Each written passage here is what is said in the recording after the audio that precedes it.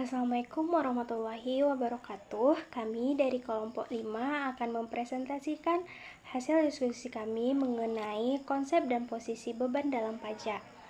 Pada kesempatan kali ini saya akan memperkenalkan anggota kelompok terlebih dahulu. Yang pertama saya sendiri, Sonya Rusmana. Yang kedua Fitrah Amalia Putri. Dan yang ketiga ada Puja Rizky Sintia Putri. Pada kesempatan kali ini, materi yang akan dibahas ada 3 poin. Yang pertama ada pengertian beban, yang kedua akun-akun yang terdapat dalam beban, dan yang ketiga ada posisi beban dalam pajak.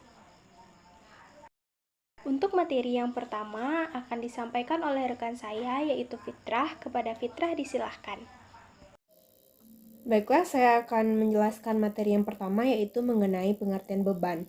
Nah, beban atau yang di dalam akuntansi disebut dengan expense merupakan suatu penurunan manfaat ekonomi dalam suatu periode akuntansi dalam bentuk arus keluar atau berkurangnya aktiva atau terjadinya kewajiban yang menyebabkan penurunan ekuitas yang tidak menyangkut pembagian kepada penanam modal. Nah, beban merupakan sejumlah uang yang dikeluarkan untuk mendukung kelancaran operasional perusahaan, tetapi tidak berhubungan langsung dengan proses produksi. Beban merupakan penurunan manfaat ekonomi pada suatu periode akuntansi. Dilihat menurut letaknya pada laporan keuangan, beban terletak pada laporan posisi keuangan, yang mana biaya yang tadi belum terpakai atau beberapa biaya yang diperlukan akan memberikan manfaat di masa yang akan datang. Contohnya adalah sewa dibayar di muka atau asuransi dibayar di muka. Sekian materi dari saya. Terima kasih. Terima kasih kita ucapkan kepada Fitrah. Untuk pembacaan materi selanjutnya akan dibacakan oleh Puja. Kepada Puja disilahkan. Baik, terima kasih kepada moderator. Untuk selanjutnya saya akan menjelaskan tentang akun yang termasuk dalam beban. Yang pertama ada beban penjualan, merupakan semua beban yang muncul dalam berjualan dan memasarkan barang seperti kegiatan promosi dan pengangkutan barang yang akan dijual. Yang kedua, beban administrasi dan umum, merupakan beban yang bersifat umum dan dalam perusahaan, misalnya beban gaji dan upah.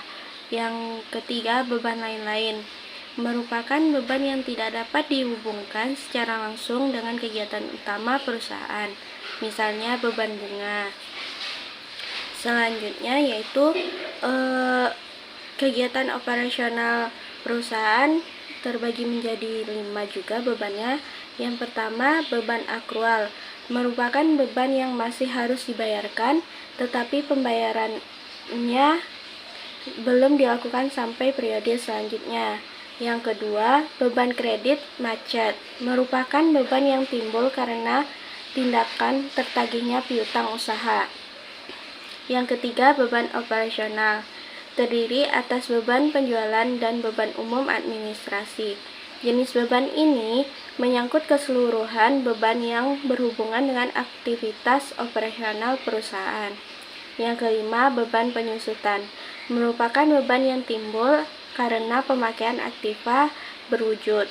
Yang kelima, beban yang ditangguhkan, disebut juga sebagai beban dibayar di muka atau pengeluaran yang sudah dibayarkan, tetapi manfaat ekonomisnya belum terasa. Sekian, terima kasih. Saya kembalikan kepada moderator. Nah, untuk materi terakhir yaitu posisi beban dalam pajak akan saya jelaskan. Pembukuan tentang beban harus dapat menyajikan keterangan mengenai beban yang sebenarnya dibayarkan atau terutang selama periode tertentu.